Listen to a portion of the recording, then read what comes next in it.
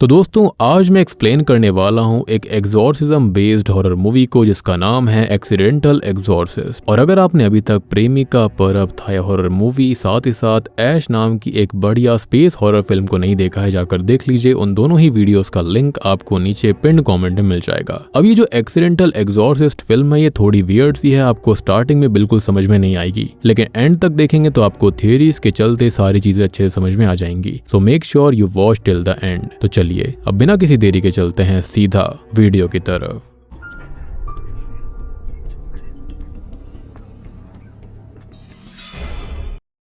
तो ये जो मूवी है वो एक अजीब और रहस्यमयी आदमी रिचर्ड टी वानो की कहानी है जिसको लोगों की सुपरनैचुरल दिक्कतों को सॉल्व करने के लिए बुलाया जाता है। तो कहानी की शुरुआत एल्बर्ट आइंस्टाइन के कोट से होती है जो कि जिंदगी के मिस्ट्री को हाईलाइट करता है। रिचर्ड कोई टिपिकल हीरो नहीं है, वो मेसी है, सार्केस्टिक है और उसका ह्यूमर खतरे के साथ साथ मिक्स होता रहता है। खैर कुछ लोग उसको विच डॉक्टर के नाम से भी जानते हैं। खैर अब बेंसन नाम का एक व्यक्ति उसको जैनिस और उसकी अजीब बेटी की हेल्प के लिए भेजता है। जैनिस एक अपार्टमेंट के अंदर अपनी छोटी बेटी के साथ रहती है जो कि एक बहुत ही अजीब तरीके से बर्ताव कर रही थी। बच्ची खाना खाने से इनकार करती है, अजीब अजीब बातें बोलती है या फिर गालियां बकती है, बिना सांस लिए चिल्लाती रहती है और खुद को नुकसान भी पहुंचाया करती। डॉक्टर्स भी समझ नहीं पाए हैं कि आखिर उसे दिक्कत क्या है। जब रिचर्ड आता है तो जैनिस उससे मजाक में फ्लर्ट करती है लेकिन वो इग्नोर करके सीरियस हो जाता है और रिचर्ड को लगता है कि ये बच्ची पॉजिटिव हालत में है। अब रिचर्ड अपना विच डॉक्टर वाला काम शुरू करता है और बच्ची से अजीब सवाल पूछने लगता है। अब बच्ची जो होती है वो एकदम से अजीब तरह से रिएक्ट करती है, वो उस पर उल्टी कर देती है और उसका हाथ काट लेती है। रिचर्ड तभी एक अजीब सा रिचुअल करता है, वो 2 उंगलियां उसके माथे पर टैप करता है और बच्ची अचानक से शांत हो जाती है। लेकिन तभी होता यह है कि उसके बाद रिचर्ड अचानक से एक पार्क के बेंच पर उठता है और वो पूरी तरह से कंफ्यूज्ड हो गया था। अपने अपार्टमेंट में वापस आकर रिचर्ड अब अपनी जिंदगी और उसकी दिक्कतों से जूझता है। उसका लैंडलॉर्ड उससे रेंट मांगता है, अजीब गालियां देता है और उसको धमकी देता है। रिचर्ड अब पैसे से तंग है और डिप्रेशन में भी है। फिर बेंसन का एक कॉल आता है जो कि उसकी हालत पूछता है। अब जैनिस के बारे में मजाक करने के बाद बेंसन उसको एक नए केस के लिए भेजता है जिससे रिचर्ड मजबूरी में मान जाता है। अब रिचर्ड अपने कमरे के एक कोने में अजीब से साये को नोटिस करता है लेकिन डरने के बजाय वो शांति रहता है। फिर वो एक नए घर के अंदर पहुंचता है जो कि सुनसान था। वहां पर एक लड़की टेबल के नीचे छुपी हुई थी, उसके हाथ में एक छुरी भी होती है। वो कहती है कि उसके परिवार वाले नीचे हैं। अब रिचर्ड बेसमेंट में जाता है और एक आदमी को देखता है जो कि बाथ टब में बैठा हुआ था और एक लेडी का चेहरा पानी में डुबो रहा होता है। अब रिचर्ड उसको बचाता है और CPR देता है। वो औरत जो होती है वो डर से थरथराने लगती है और कहती है कि उसका पति अजीब तरीके से बर्ताव कर रहा था और उसने उनकी बाइबल को भी फाड़ दिया और खुद को भी नुकसान पहुंचाया था। वो लड़की को ढूंढने अब ऊपर भाग जाती है। रिचर्ड वहीं पर रुकता है और मजाक में उस आदमी की फोटो खींच लेता है, पर जब बाइबल को वो उठाता है तो वो आदमी अचानक उसका हाथ पकड़ लेता है। दोनों का ईगो क्लैश होता है। देन आदमी उसको पानी में खींच लेता है। अब रिचर्ड बड़ी मुश्किल से अपनी 2 उंगलियां उस आदमी के माथे पर टैप करता है और जैसे पहले हुआ था सब कुछ नॉर्मल हो जाता है। अब रिचर्ड फिर से पार्क में उठता है जैसे कि सब कुछ रीसेट हो गया था। वो अपने घाव को साफ करता है, बियर पीता है और पेन से डील करता है। अब बाद में बार के अंदर उसे जेनिस मिलती है और कुछ आदमी उस पर चीजी पिकअप लाइंस ट्राई करते हैं। रिचर्ड भी मजाक करता है और उसको एम्बैरस करता है लेकिन वो उसको हंसाने में सफल हो जाता है। अब घर वापस आकर रिचर्ड बैठकर टीवी शोज देखता है और अपने टाइपराइटर पर लिखता है। फिर उसको वही अजीब सा साया वहां पर दिखाई देता है, पर इस बार वो ना डरने के बजाय उस साये को सैल्यूट करता है और बियर का सिप लेता है जैसे कि ये दुनिया उसकी नई रियलिटी हो। बाद में उसको एक और केस के लिए कॉल आता है। अब घर पहुंचने पर एक खुशमिजाज लेडी उसको अंदर बुलाती है। वो बताती है कि उसका बेटा अजीब दिक्कतों से गुजर रहा है, उसका मुंह रुकता ही नहीं है और वो खाने से इनकार करता है। डॉक्टर भी वहां पर बैठा हुआ था जो कि वार्निंग देता है कि लड़का आक्रामक हो सकता है। जब लड़के के मुंह से कपड़ा हटाया जाता है तो उसका मुंह चलने लगता है। डॉक्टर उसको खाना खिलाने की कोशिश करता है पर वो मुंह बंद कर लेता है। पर जब रिचर्ड से पूछा जाता है कि इस चीज के लिए उसका क्या ओपिनियन है तो वो सबको रूम से बाहर जाने के लिए बोलता है। डॉक्टर मना करता है लेकिन वो बाद में मान जाते हैं। अब रिचर्ड अकेला लड़के के साथ था। वो लड़के से शांति से पूछता है कि क्या वो अपना मुंह जलाना रोक सकता है तो लड़का मान जाता है और अपना मुंह जलाना रोक देता है। रिचर्ड उसका शुक्रिया अदा करता है और फोटो लेता है। फिर मैश्ड पोटैटोस खाते हुए रिचर्ड अजीब कहानियां सुनाता है। अचानक से लड़का एक लेडी की आवाज में बोलता है कि वो तकलीफ में है और आजाद होना चाहती है और रिचर्ड ये सुनकर डिस्टर्ब हो जाता है और मैश्ड पोटैटोस उसके मुंह पे फेंक देता है। सरप्राइजिंगली लड़का नॉर्मल हो गया था और वो वापस से खाना खाना शुरू कर देता है। दोनों साथ बैठकर अच्छे दोस्तों की तरह खाना एंजॉय कर रहे थे। अब रिचर्ड उस उसको बीन्स ऑफर करता है लेकिन वो पोलाइटली मना कर देता है। अब दोनों ही एक वियर्ड डिश टैपियोका पुडिंग पे मजाक करते हैं। रिचर्ड अपनी सोडा जोर जोर से पी लेता है और सॉरी बोलता है। अब गुस्से में रिचर्ड एक डिश उसकी तरफ फेंकता है और दोनों ही एक मजेदार फूड फाइट में घुस जाते हैं जैसे कि वो दोनों कोई बच्चे हों। अब आखिर में रिचर्ड अपना जख्मी हाथ उस लड़के के मुंह में डाल देता है और लड़का फिर से उल्टी करता है, पर तभी रिचर्ड अपनी 2 उंगलियां उसके माथे पर टैप करता है और लड़का पजेस नहीं रहता और फाइनली आजाद हो जाता है। यानी कि अब तक जो कुछ भी रिचर्ड कर रहा था वो इन सभी को आजाद कर रहा था पोजेशन से। अब यहाँ पर आप 2 चीजें समझ चुके होंगे कि रिचर्ड जो है वो बहुत बड़ा शराबी होने के साथ साथ एक नेचुरल एग्जॉर्सिस्ट भी है। इनफैक्ट बेस्ट वन है यहाँ पर, जिसके चलते वो लोगों को पोजेशन से आजाद करता है। लेकिन इसी की वजह से वो काफी फ्रस्ट्रेटेड सा भी है। वो अपने कपड़े धो रहा होता है और वर्कआउट कर रहा होता है। उसका लैंडलॉर्ड बर्गर्स जो होता है वो रेंट मांगने आता है। अब रिचर्ड मजाक करता है लेकिन जब बर्गर्स उसके आउटफिट पे ध्यान देता है वो शॉक्ड रह जाता है। रिचर्ड बताता है कि वो अपनी पहली जॉब पे जा रहा है और कहता है कि प्रीस्ट भी इंसान होते हैं। अब बर्गर्स सरप्राइज्ड हो जाता है कि उसके जैसा व्यक्ति एक प्रीस्ट हो सकता, और इसी के चलते वो उसे 1 दिन का और चांस देता है। यानी कि अभी तक किसी को पता ही नहीं था कि वो प्रीस्ट भी है, एग्जॉर्सिस्ट भी है। खैर फिर रिचर्ड एक नए केस में जाता है। एक आदमी दरवाजा खोलता है और उसको जीन्स में देखकर वो शॉक्ड हो जाता है। रिचर्ड कैजुअली बोलता है कि it's a casual Friday for me. आदमी बताता है कि उसका एक फैमिली मेंबर पजेस्ड है। वो अंधा है लेकिन हर रात एक कॉर्नर में वो साइलेंटली खड़ा हो जाता है और बहुत कुछ अजीब चीजें करता है। जब आदमी पूछता है कि शैतान उसके घर में क्यों आया, रिचर्ड कैजुअली एक गंदा जोक मार देता है जिससे कि वो आदमी ऑफेंड हो जाता है। अब रिचर्ड उसकी बात इग्नोर करता है और होली वाटर जो कि असल में बियर है उसको पीने लगता है। यानी कि वो यहाँ पर मजाक कर रहा था और उसके लिए बियर ही उसका सब कुछ था। अब आदमी अपने भाई को बचाने के लिए रुकना चाहता है। अब रिचर्ड फाइनली उसको मनाता है कि वो कैंडल्स, बाइबल और 2 बॉटल वाइन लेकर आए। जब वो पूछता है कि वाइन क्यों चाहिए तो रिचर्ड कहता है कि ये एक नए ट्रेडिशन का हिस्सा है। जीसस क्राइस्ट के ब्लड का सिंबल है जो कि प्रोटेक्शन सर्कल बनाएगा। आदमी डाउट में होता है, स्पेशली रिचर्ड की जीन्स को देखकर, और वो उसका मजाक भी बनाता है। खैर अब रिचर्ड एक प्रेयर शुरू करता है और पजेस्ड हुआ आदमी अपने माइंड की शक्ति से ही चीजें हिलाना और फेंकना शुरू कर देता है। अचानक से रिचर्ड की बाइबल आग पकड़ लेती है और वो बियर से आग बुझाने की कोशिश करता है लेकिन काम नहीं करता। अब पैनिक में वो जलती हुई बाइबल को किक कर देता है और दूसरे आदमी चिल्लाता है कि तुम प्रीस्ट नहीं हो, और बिना सोचे समझे रिचर्ड उस आदमी को पंच करके बेहोश कर देता है। एक वाइल्ड और वायलेंट स्ट्रगल के बाद फाइट जब खत्म होती है तब रिचर्ड अपनी 2 उंगलियां आदमी के माथे पे टैप करता है और सब कुछ अचानक से ब्लैक हो गया था। अब रिचर्ड एक बिस्तर पर उठता है, बहुत ही ज्यादा सरप्राइज्ड और जिंदा। पोजेशन से आजाद हुआ आदमी उसको हेलो कहता है और वो बिल्कुल ठीक लगता है और रिचर्ड का शुक्रिया अदा करता है। वो बताता है कि वो जन्म से अंधा था और उसने हमेशा सूरज को फील किया पर कभी देखा नहीं, और वो ये कहकर इमोशनल हो जाता है। तो रिचर्ड रिप्लाई करता है कि तुम अच्छे लग रहे हो, पर अनश्योर लगता है कि कैसे रिएक्ट किया जाए। आदमी यहाँ पर क्लियरली ग्रेटफुल होता है लेकिन रिचर्ड खुद को हीरो नहीं समझता।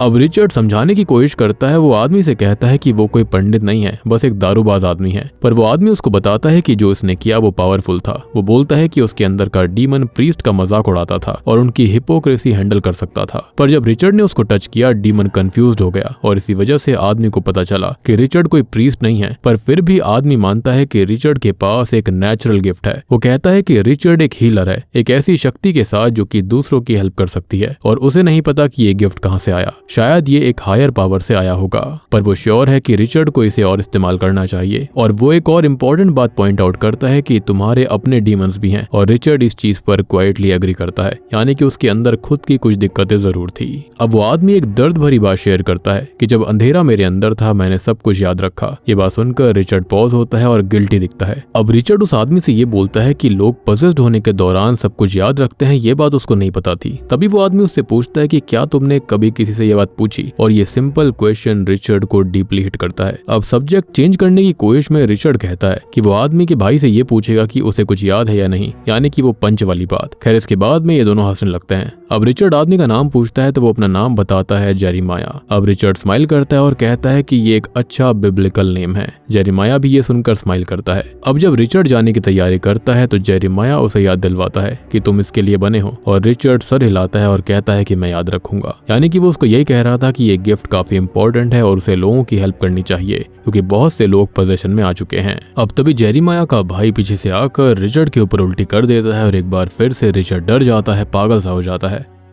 खैर बाद में रिचर्ड अपने फोन पर गुस्सा होता है, वो अपने बॉस पर चिल्लाता है, पेमेंट डिमांड करता है। दोनों एक दूसरे को इंसल्ट करते हैं और कॉल के बाद रिचर्ड अपने आप से मिरर में बात करता है और मेंटली डिस्टर्ब सा दिखाई देता है। फिर दरवाजे पर एक दस्तक होती है, यह रिचर्ड को उसके नशे से बाहर निकालता है, पर मिरर में उसके पीछे एक डार्क शैडोई फिगर, उसी के जैसा दिखने वाला कोई भूत खड़ा हुआ था और यही शैडो उसको बार बार दिखाई दिया करती। जब रिचर्ड दरवाजा खोलता है तो वो कैनी को देखकर सरप्राइज होता है और कैनी तुरंत कंप्लेंट करता है कि रिचर्ड का रूम बहुत गंदा स्मेल कर रहा है, जैसे कि एक बर्गर किंग का बाथरूम हो। रिचर्ड कंफ्यूज्ड होता है। अब तभी कैनी कहता है कि वो एक बिजनेस आइडिया को डिस्कस करने आया है, पर रिचर्ड सिर्फ अपनी वाइन वापस चाहता था। कैनी बोतल वापस करता है लेकिन बोतल आधी खत्म होती है। रिचर्ड पेमेंट डिमांड करता है, कहता है कि वाइन एक्सपेंसिव है और कैनी फाइनली उसको कुछ पैसे देता है। अब कैनी अपना बिजनेस समझाने की कोशिश करता है और वो स्पोर्टिंग गुड्स के लिए पिगमेंट वर्क करता है, बेसिकली इक्विपमेंट को कलर करना। रिचर्ड कंफ्यूज्ड होता है और सोचता है कि कोई इतनी सिंपल चीज से $1 मिलियन कैसे कमा सकता है। कैनी कहता है कि उसे लगता है कि रिचर्ड मार्केटिंग के लिए परफेक्ट होगा क्योंकि वो एक अच्छा राइटर है, पर रिचर्ड फिर से उसका मजाक उड़ाता है। ये कैनी को लिमिट तक पुश कर देता है और वो रिचर्ड से कहता है कि उससे पंगे लेना बंद करे क्योंकि वो उसकी मदद करने की कोशिश कर रहा है, पर रिचर्ड उसको वाइन ऑफर करता है और सिचुएशन और ऑकवर्ड बना देता है। तब कैनी फाइनली कहता है कि मुझे नहीं पता कि मैं तुम्हारी मदद क्यों कर रहा हूँ। वो रिचर्ड को बताता है कि एक अपॉर्चुनिटी लिटरली कल उसके दरवाजे पर दस्तक देगी। खैर वो फिर से उसे स्मेल के बारे में वार्न करता है और एक विंडो खोलने के लिए कहता है और वहां से चला जाता है। अब जब दरवाजा बंद होता है तो रिचर्ड फिर से डार्क डीमन फिगर को कॉर्नर में देखता है और फिर वो अपना सर पकड़ता है, यानी कि यहाँ पर कुछ तो गलत हो रहा था। अब अगली सुबह रिचर्ड अपने बॉस बेंसन को कॉल करता है और सीधे 3 बातें बोलता है कि वो जॉब से नफरत करता है और वो बेंसन से नफरत करता है और वो क्विट कर रहा है। वो कहता है कि वो डन है, पर जॉब छोड़ने के बावजूद रिचर्ड फिर भी ऑफिस में दिखाई देता है। वो क्लियरली एक बेकार प्लेस में था और वो चुपके से अल्कोहल और पिगमेंट, जो कि प्लास्टिक को कलर करने के लिए इस्तेमाल होता है, अपने कॉफी में मिक्स करता है और उसे नॉर्मल ड्रिंक की तरह पी जाता है। खैर अब तभी वहाँ डेरेक नाम का आदमी आता है और रिचर्ड के काम के टास्क को एक्सप्लेन करता है, पर रिचर्ड वहाँ कॉन्सेंट्रेट नहीं कर पाता। असल में उसका माइंड ब्रेकडाउन हो गया था। अब रिचर्ड के मेंटल स्टेट को देखते हुए उसे डेरेक की बातें बेकार लग रही थी। बाद में रिचर्ड बेंसन को फिर कॉल करता है और इस बार वो कहता है कि कुछ बदल गया है। वो कहता है कि उसे एक और रियलिटी चेक मिला है और अब वो जानता है कि वो क्या करना चाहता है, कुछ बोल्ड और कुछ मीनिंगफुल। वो मूवी वॉरियर्स का कोट करता है,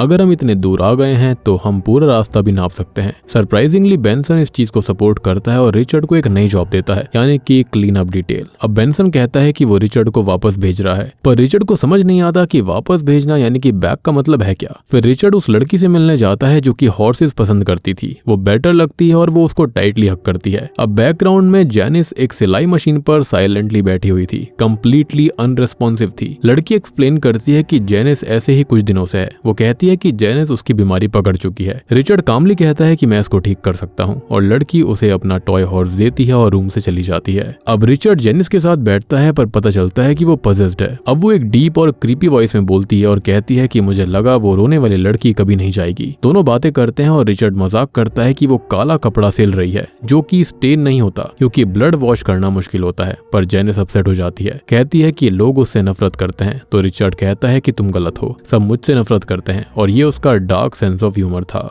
अब वो उसको बताती है कि वो स्वेडलिंग क्लॉथ सिल रही है जो कि रिचर्ड को कंफ्यूज करता है। जब वो पूछता है कि ये किसके लिए है तो वो कहती है कि तुम्हारे लिए। चीजें इंटेंस हो जाती हैं। अब जेनिस अचानक से सिलाई बंद करती है और पूछती है कि क्या वो उसकी फोटो लेगा। जब उसका कैमरा फेल होता है तो वो कहती है कि अब ट्राई मत करो, वो मुझे किसी और तरीके से याद रखेंगे, वो ये बोलती है। वो उसकी उंगली उठाती है और अपने माथे पर रखती है। ब्लड उसके मुंह से टपकता है जब वो स्माइल करती है और रिचर्ड उसके माथे को टैप करता है और पोजेशन खत्म हो जाता है।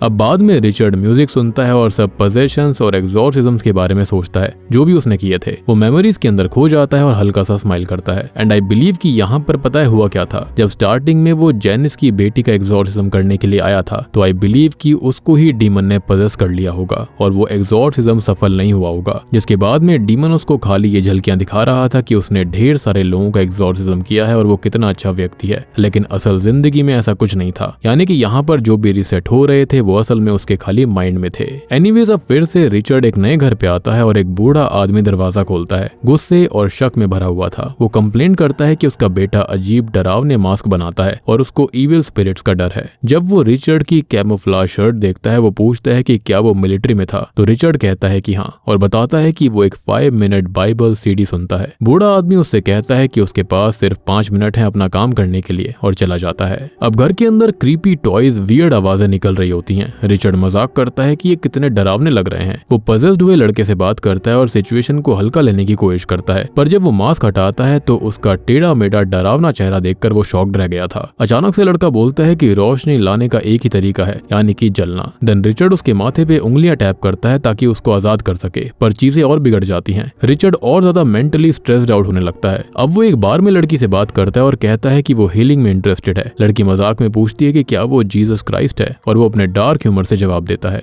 बाद में वो बर्गेस और जेनिस को एक साथ देखता है। दोनों लड़ते हैं और बर्गेस उसको मार देता है, लेकिन वो बार वाली लड़की रिचर्ड को कंफर्ट करती है और कहती है कि उसको बेकार लोग पसंद हैं। दोनों एक साथ बेड तक पहुंचते हैं और फन करते हैं, पर अचानक से रिचर्ड पजेस्ड हो जाता है और लड़की डर के मारे भाग जाती है। जैसा कि मैंने आपको बताया था कि ये डीमन उसके माइंड के साथ खेल रहा था। वो डार्क शैडोई फिगर कुछ और नहीं बल्कि वही डीमन था जो कि उसके दिमाग पर कब्जा करके बैठा हुआ था। अब वो लड़की का पीछा करता है, लेकिन बर्गेस एक बैट से उसको रोकता है। रिचर्ड वो बैट ले लेता है और खुद को कमरे में लॉक्ड कर लेता है। उसका पूरा कंट्रोल खो चुका था और वो सब कुछ तोड़फोड़ करने लगता है। पजेस्ड लोगों के लेटर्स जला देता है और चिल्लाता है जब उनके चेहरे उसको हंट करते हैं, और मुझे ऐसा भी लगता है कि वो इन सब चीजों से मेंटली इल सा हो चुका था। खैर आखिर में वो एक जलते हुए बिस्तर पर लेटा होता है और वहीं पर ब्लैक डीमन सामने आता है। अब रिचर्ड पूछता है कि क्या ये रियल है। तभी वो डीमन स्माइल करता है और कहता है कि सब कुछ उसको अब समझ आ रहा है। तो यहाँ पर जैसा कि मैंने आपको बताया कि पोजेशन में कोई और नहीं बल्कि रिचर्ड खुद आ चुका था, और तभी यहाँ पर उसके साथ ये अजीब चीजें घट रही थी। अब डीमन उसकी सोल में घूरता है और जैसे ही फोन बजता है रिचर्ड डिसाइड करता है कि वो डीमन के साथ ही जाएगा, और बूम, इसी के साथ में एक्सीडेंटल एग्जॉर्सिस्ट मूवी यहीं पर खत्म हो जाती है। तो दोस्तों ये थी एक्सीडेंटल एग्जॉर्सिस्ट मूवी की कहानी। उम्मीद करता हूँ कि आपको पसंद आई होगी, लेकिन अगर आपको ये अभी भी समझ में नहीं आई है तो मैं आपको समझाना चाहूंगा कि रिचर्ड के पास में एक नेचुरल गिफ्ट था यहाँ पर लोगों को पोजीशन से बाहर निकालने का, लेकिन अल्टीमेटली ऐसा हुआ कि शायद से वो लूसीफर से टकरा गया था जो कि उसके शिकंजे में नहीं आ पाया और उल्टा उसने उसको ही पदस कर लिया। एंड आई बिलीव कि उसको एक परफेक्ट वेसल मिल गया था यहाँ पर रिचर्ड के रूप में। तभी तो यहाँ पर वो अजीब अजीब चीजें देख रहा था। यहाँ पर उसे जेनिस दिखाई देती, उसका लैंडलॉर्ड दिखाया जाता, या फिर ये भी हो सकता है कि रिचर्ड एक शराबी होने के साथ साथ एक राइटर भी था। तो हो सकता है माइट भी वो एक राइटिंग वाली कोई हॉरर स्टोरी लिख रहा होगा जिसके चलते यहाँ पर हमको ये वियर्ड चीजें दिखाई जा रही थी। तो यहाँ पर ये 2-3 चीजें हो सकती हैं, बट आई पर्सनली बिलीव कि रिचर्ड जो था वो यहाँ पर पजेस्ड हो गया था जब वो स्टार्टिंग में जेनिस की लड़की को पोजीशन से बाहर निकालने के लिए गया था, और उसके बाद उसने जो कुछ भी देखा वो शायद से उसकी वो मेमोरीज थी जो कि उसने अपने पास्ट में करी होंगी। तो उम्मीद करता हूँ कि अब आपको ये फिल्म समझ में आ गई होगी।